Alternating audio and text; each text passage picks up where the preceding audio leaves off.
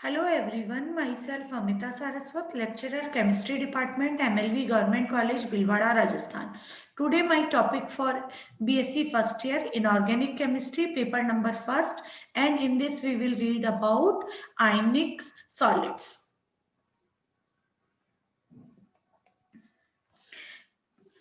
त्रिज्या अनुपात प्रभाव एवं समन्वय संख्या, radius ratio effect and coordination number. किसी क्रिस्टल में एक आयन जितने विपरीत आवेशित आयनों से घिरा रहता है वह उस आयन की समन्वय संख्या कहलाती है। मतलब एक आयन जितने भी नेगेटिवली चार्ज, अगर पॉजिटिवली है तो वो कितने नेगेटिवली चार्ज आयनों से घिरा हुआ है, या कोई नेगेटिवली चार्ज आयन है तो वो कितने पॉजिटिवली, मतलब कोई कैटायन कितने एनायन से घिरा हुआ है, या कोई जो एनायन है वो कितने कैटायन से घिरा हुआ है, यह उसका कोऑर्डिनेशन नंबर कहलाता है। किसी आयनिक यौगिक के धनायन व ऋणायन की त्रिज्याओं का अनुपात त्रिज्या अनुपात कहलाता है। इसे R द्वारा प्रदर्शित किया जाता है, कैपिटल R। ये होता है R plus over R minus, यानी मतलब धनायन की त्रिज्या बटे हुए ऋणायन की त्रिज्या। किसी भी आयन की समन्वय संख्या आयनों की सापेक्ष आकारों से संबंधित है, अतः त्रिज्या अनुपात व समन्वय संख्या के आधार पर ही क्रिस्टल की संरचना का निर्धारण होता है। त्रिज्या अनुपात की दो प्रमुख विशेषताएं हैं। सबसे पहला जो कि इंपॉर्टेंट फैक्टर है, त्रिज्या अनुपात का मान कभी भी 1 से अधिक नहीं होता, क्योंकि जो ऋणायन की त्रिज्या होगी वो हमेशा धनायन की त्रिज्या से अधिक नहीं होगी। मतलब ऋणायन बड़ा ही होगा और धनायन उससे आपका छोटा होगा। त्रिज्या अनुपात की कोई भी इकाई नहीं होती, क्योंकि ऊपर भी रेडियस का मान और नीचे भी रेडियस, सेंटीमीटर सेंटीमीटर चाहे एंगस्ट्रॉम एंगस्ट्रॉम, वो आपस में कैंसिल आउट हो जाते हैं। और वैसे भी ये अनुपात है तो रेशियो की कभी भी कोई इकाई नहीं होती।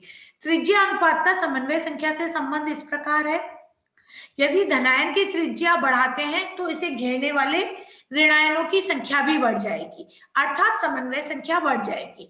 मतलब R प्लस, मतलब धनायन की त्रिज्या का अगर मान बढ़ाएंगे तो रेडियस रेशियो का मान बढ़ता है, और रेडियस रेशियो बढ़ने पर कोऑर्डिनेशन नंबर भी बढ़ जाता है। मतलब त्रिज्या अनुपात इज डायरेक्टली प्रोपोर्शनल टू समन्वय संख्या। भिन्न समन्वय संख्या वाले क्रिस्टलों की संरचनाएं भी अलग अलग होती है, अतः त्रिज्या अनुपात से धनायन की समन्वय संख्या का निर्धारण होता है और समन्वय संख्या से आपकी क्रिस्टल संरचना का निर्धारण होता है। इस प्रकार त्रिज्या अनुपात से क्रिस्टल संरचना का निर्धारण करना ही त्रिज्या अनुपात नियम या त्रिज्या अनुपात प्रभाव कहलाता है। किसी आयनिक यौगिक की स्थायी संरचना वो होती है जब उसकी ऊर्जा का मान न्यूनतम हो।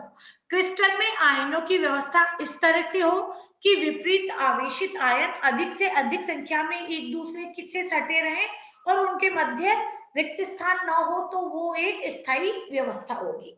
मतलब विपरीत आवेशित आयन एक दूसरे के मैक्सिमम पास हो और नेगेटिव, और उनके मध्य में खाली स्पेस नहीं होना चाहिए। यदि समन्वय संख्या 6 वाले अष्टफल के संकुल में धनायन का आकार स्थिर रखते हुए ऋणायन के आकार में वृद्धि करें तो निम्न प्रकार की स्थितियां संभव है। तो देखिएगा यहाँ पर ए, ब और स 3 चित्र हैं। इसमें ए में ऋणायन का आकार छोटा है और एम का आकार बड़ा है, तो बीच में खाली स्पेस है। ब में ये कंप्लीटली फिल हो रहा है और जो स है स्ट्रक्चर उसमें फिर हमें खाली स्पेस दिख रहा है। तो समान त्रिज्या वाले धनायन की समान चित्र में धनायन के चारों ओर 4 ऋणायनों को समतलीय दर्शाया गया है, लेकिन सरलता के लिए चित्र तल के ऊपर और नीचे के ऋणायन नहीं दिखाए गए। बीच की अवस्था यहाँ पर ब जो स्ट्रक्चर है वो सर्वाधिक स्थायी अवस्था है, क्योंकि इस अवस्था में सब आयन एक दूसरे से सटे हुए हैं और कोई भी रिक्त स्थान नहीं है। आयनों की जो यह व्यवस्था है ये सीमांत व्यवस्था कहलाती है, जिसमें समन्वय संख्या निश्चित होती है, जिसे ना तो बढ़ा सकते हैं ना ही घटाया जा सकता है। जो पहला चित्र है उसमें ऋणायन का आकार कम होने से वे धनायन को तो स्पर्श कर रहे हैं, लेकिन स्वयं एक दूसरे के संपर्क में नहीं है। अतः यह व्यवस्था स्थायी नहीं है, क्योंकि इसमें समन्वय संख्या बढ़ाई जा सकती है। जो तीसरा चित्र है उसमें क्या है कि ऋणायन का आकार बहुत ज्यादा बड़ा है, जिससे वह एक दूसरे के संपर्क में तो है, लेकिन छोटे ऋणायन को धनायन को स्पर्श नहीं कर रहे, जिससे इनके मध्य प्रतिकर्षण बल अधिक होगा और यह संरचना अस्थायी हो जाएगी। इस अवस्था में ऋणायन धनायन को तभी स्पर्श करेगा जब समन्वय संख्या को कम किया जाए।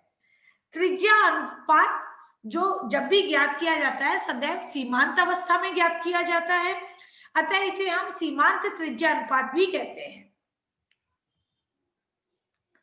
अगर समन्वय संख्या 2 है तो क्रिस्टल की संरचना रेखीय होगी और त्रिज्या अनुपात 1.155 से कम होगा। अगर समन्वय संख्या का मान 3 है तो क्रिस्टल की स्ट्रक्चर समतल त्रिभुजीय या ट्रायंगुलर प्लेनर होगी और सीमांत त्रिज्या का मान 0.155 से 0.225 के मध्य होगा। अगर समन्वय संख्या 4 है तो क्रिस्टल स्ट्रक्चर चतुष्फलकीय होगी और जो त्रिज्या अनुपात है वो 0.255 से 0.414 के मध्य होगा। अगर समन्वय संख्या का मान 6 है तो क्रिस्टल आपका अष्टफलकीय होगा और त्रिज्या अनुपात 0.414 से 0.732 तक के मध्य होगा।